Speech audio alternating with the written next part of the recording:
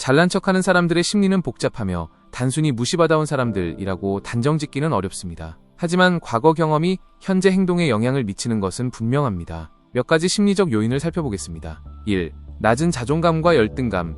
과거에 무시나 비난을 경험한 사람은 자존감이 낮아질 수 있습니다. 이들은 타인에게 인정받고 우월함을 증명하려는 욕구가 강해져 잘난 척을 할 수 있습니다. 자신의 약점을 감추고 강해 보이려는 방어기제일 수 있습니다. 2. 과도한 자기애와 불안감. 자신을 지나치게 사랑하는 사람은 타인보다 우월하다고 믿는 경향이 있습니다. 하지만 내면에는 인정받지 못할까봐 불안해하는 마음이 숨겨져 있을 수 있습니다. 타인의 평가에 민감하게 반응하며 비판을 받아들이기 어려워합니다. 3. 인정욕구와 관심 갈망. 과거에 충분한 관심과 사랑을 받지 못한 사람은 타인의 관심을 갈망할 수 있습니다. 잘난 척을 통해 주목받고 특별한 존재로 인식되기를 바랍니다. 타인의 칭찬과 인정을 통해 자신의 가치를 확인하려 합니다. 4. 미성숙한 자기 표현 방식. 자신의 능력이나 성취를 적절하게 표현하는 방법을 배우지 못했을 수 있습니다. 과시적인 행동만이 자신을 드러내는 유일한 방법이라고 생각할 수 있습니다. 타인의 시선을 고려하지 않고 자신의 생각만 중요하게 여기는 미성숙한 태도를 보일 수 있습니다. 5. 과거의 트라우마. 과거의 트라우마로 인해 자신을 방어하려는 심리가 작용할 수 있습니다. 자신을 보호하기 위해 타인보다 우월한 위치에 서려고 노력합니다. 타인에게 약점을 보이는 것을 극도로 두려워합니다. 잘난 척하는 사람에 대한 대처. 무시하기, 불필요한 논쟁을 피하고 감정 소모를 줄일 수 있습니다. 객관적인 피드백, 건설적인 비판을 통해 잘못된 행동을 교정하도록 돕습니다. 공감과 이해. 그들의 불안한 심리를 이해하고 공감하려는 노력이 필요합니다. 단호한 태도. 지나친 허세나 거짓말에는 단호하게 대처해야 합니다. 심리 전문가의 도움. 심각한 경우 전문가의 도움을 받는 것이 좋습니다. 잘난 척하는 사람의 행동은 다양한 심리적 요인이 복합적으로 작용한 결과입니다. 무조건적인 비난보다는 그들의 내면을 이해하고 적절하게 대처하는 것이 중요합니다.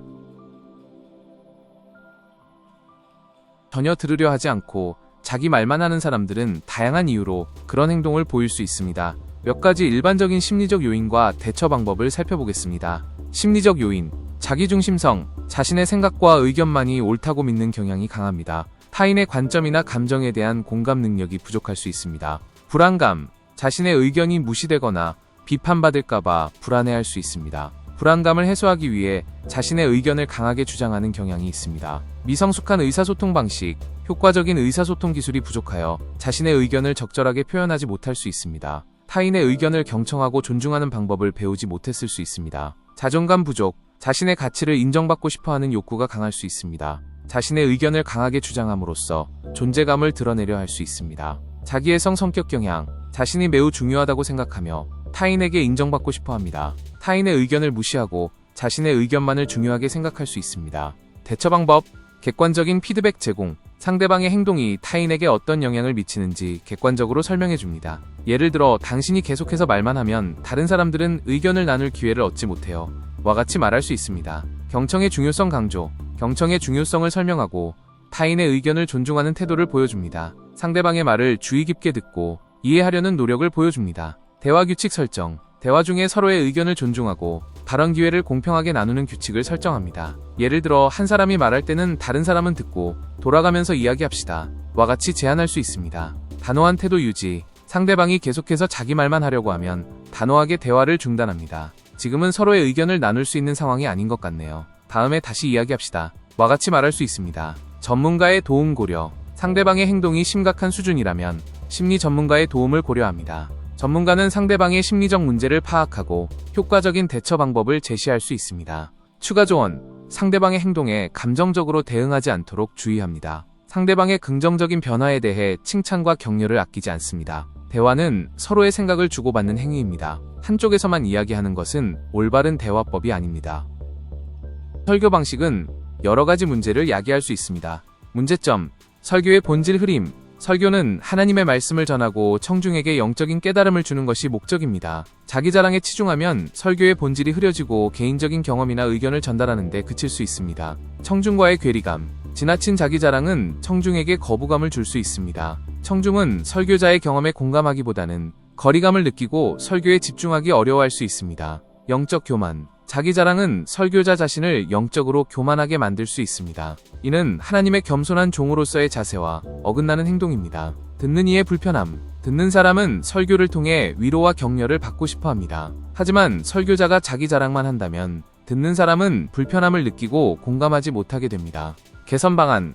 겸손한 자세. 설교자는 자신의 경험을 이야기할 때 겸손한 자세를 유지해야 합니다. 자신의 능력이나 업적을 자랑하기보다는 하나님의 은혜와 인도하심을 강조해야 합니다. 성경 중심의 설교. 설교는 항상 성경 말씀에 기반해야 합니다. 개인적인 경험은 성경 말씀을 설명하거나 예증하는 용도로만 사용해야 합니다. 청중과의 소통. 설교자는 청중의 반응을 살피고 소통하려는 노력을 기울여야 합니다. 일방적인 전달보다는 질문이나 토론을 통해 청중의 참여를 유도할 수 있습니다. 예화의 적절한 사용. 자신의 경험을 예화로 사용할 때는 듣는 사람이 공감할 수 있는 보편적인 주제로 풀어내야 합니다. 또한 예화의 주된 목적은 자신의 자랑이 아닌 성경의 교훈을 설명하는 데 있음을 잊지 않아야 합니다. 피드백 수용. 설교자는 자신의 설교에 대한 피드백을 겸허하게 수용하고 개선하려는 자세를 가져야 합니다.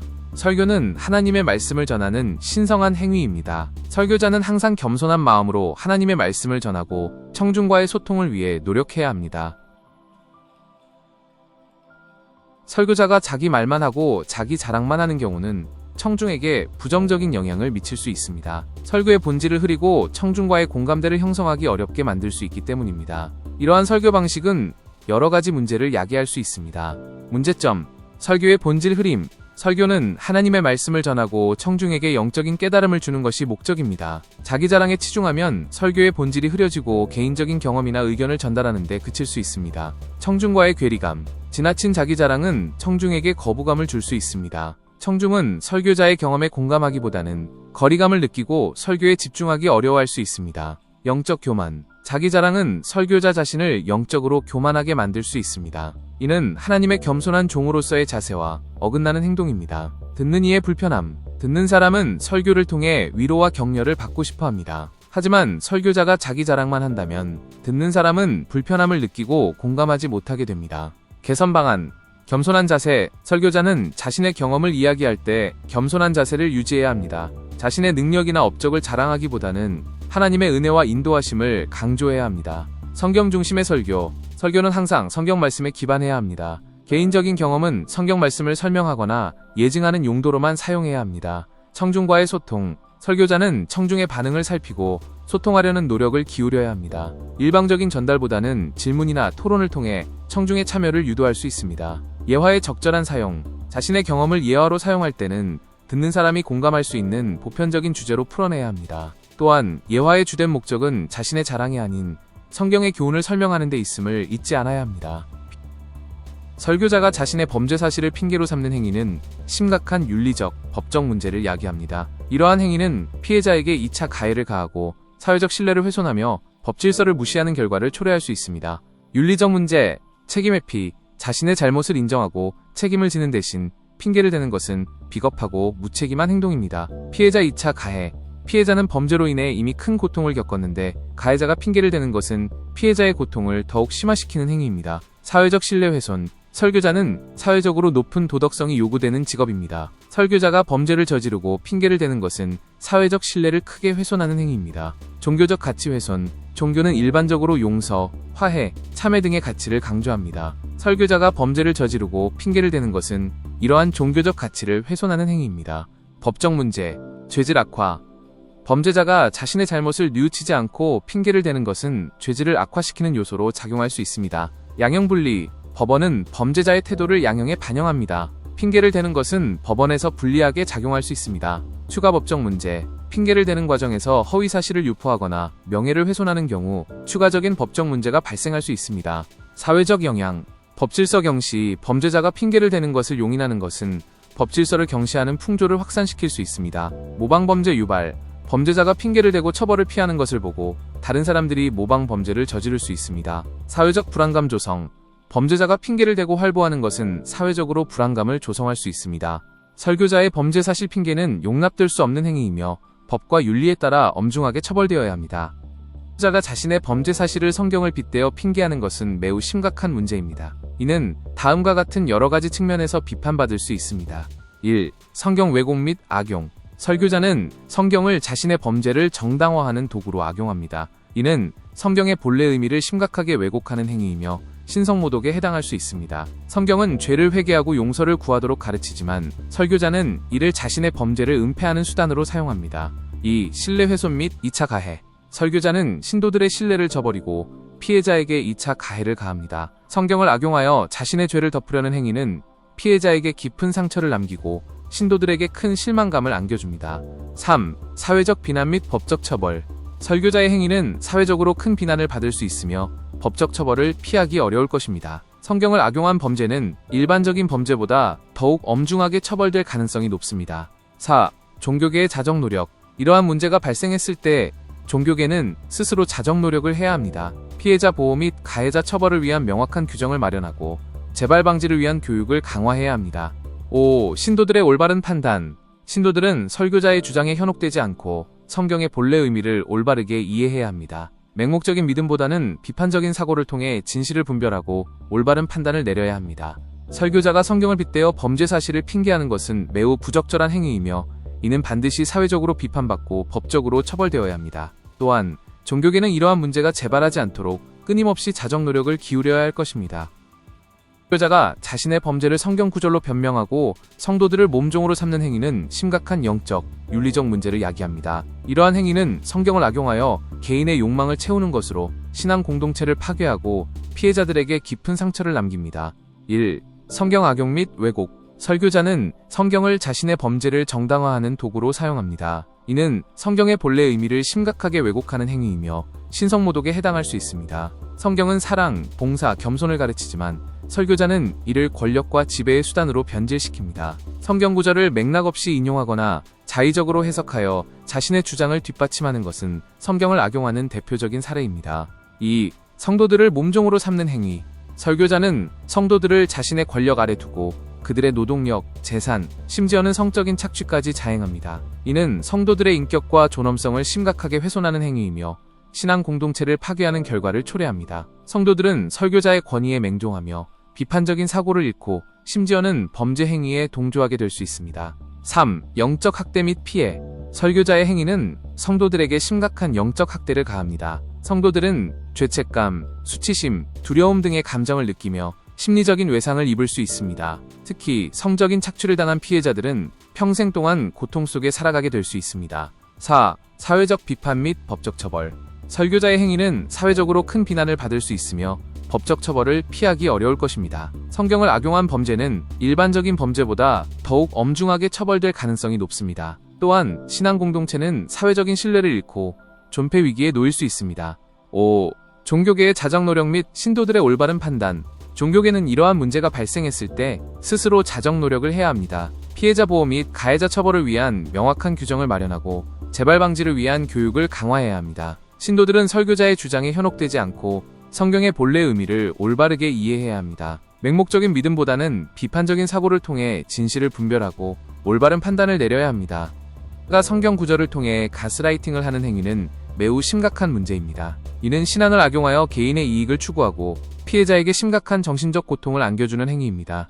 가스라이팅의 특징, 현실 부정, 피해자의 기억, 감정, 인지 능력을 부정하고 왜곡합니다. 죄책감 유발, 피해자에게 잘못이 있다는 죄책감을 심어줍니다. 고립 유도, 피해자를 주변 사람들로부터 고립시켜 가해자에게 의존하게 만듭니다. 권위 이용, 가해자는 자신의 권위를 이용하여 피해자를 통제합니다. 설교자의 가스라이팅 유형, 성경 구절 악용, 특정 구절을 맥락 없이 인용하거나 왜곡하여 자신의 주장을 정당화합니다. 죄책감 자극, 당신은 믿음이 부족하다, 하나님의 뜻을 거역하고 있다 등의 말로 피해자를 압박합니다. 맹목적 복종 강요, 목사의 말을 거역하는 것은 하나님의 뜻을 거역하는 것이다 라며 맹목적인 복종을 강요합니다. 공동체 고립, 교회 밖은 위험하다, 교회 사람들만 믿어야 한다 등의 말로 피해자를 고립시킵니다.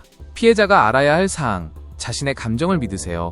가해자의 말에 현혹되지 않고 자신의 감정과 판단을 믿어야 합니다. 객관적인 시각을 가지세요. 성경 구절을 객관적으로 해석하고 가해자의 주장을 비판적으로 검토해야 합니다. 주변에 도움을 요청하세요. 가족, 친구, 전문가 등에게 도움을 요청하고 혼자서 감당하려 하지 마세요. 법적 도움을 고려하세요. 가스라이팅은 범죄 행위일 수 있으므로 법적 도움을 고려해 볼 수 있습니다.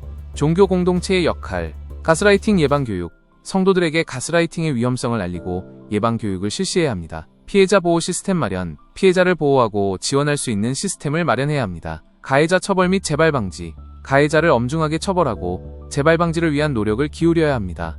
설교자의 가스라이팅은 심각한 범죄 행위이며 피해자는 적극적으로 도움을 요청하고 종교 공동체는 예방과 재발 방지를 위해 노력해야 합니다. 설교자가 자신의 범죄를 위해 성경 구절을 이용해 그루밍하는 행위는 심각한 영적, 윤리적 문제를 야기합니다. 이는 신앙을 악용하여 피해자를 조종하고 착취하는 행위로 피해자에게 깊은 상처를 남기고 신앙 공동체를 파괴합니다. 그루밍의 특징, 신뢰 형성. 가해자는 피해자와의 관계에서 신뢰를 쌓고 친밀감을 형성합니다. 정서적 조작.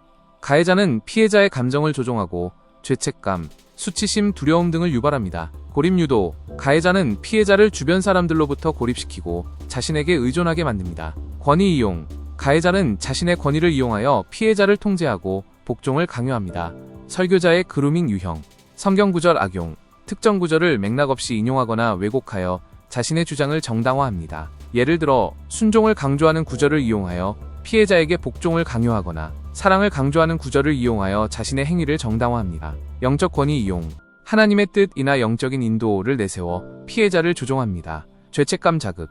당신은 믿음이 부족하다. 하나님의 뜻을 거역하고 있다. 등의 말로 피해자를 압박합니다. 특별한 관계 형성. 피해자에게 특별한 은혜를 받았다는 느낌을 주어 가해자에게 의존하게 만듭니다. 비밀 유지 강요. 피해자에게 자신의 행위를 비밀로 하도록 강요하고 발설 시 불이익을 암시합니다. 피해자가 알아야 할 사항. 자신의 감정을 믿으세요. 가해자의 말에 현혹되지 않고 자신의 감정과 판단을 믿어야 합니다. 객관적인 시각을 가지세요. 성경 구절을 객관적으로 해석하고 가해자의 주장을 비판적으로 검토해야 합니다. 주변에 도움을 요청하세요. 가족, 친구, 전문가 등에게 도움을 요청하고 혼자서 감당하려 하지 마세요. 법적 도움을 고려하세요. 그루밍은 범죄 행위일 수 있으므로 법적 도움을 고려해 볼 수 있습니다. 종교 공동체의 역할. 그루밍 예방 교육. 성도들에게 그루밍의 위험성을 알리고 예방 교육을 실시해야 합니다. 피해자 보호 시스템 마련.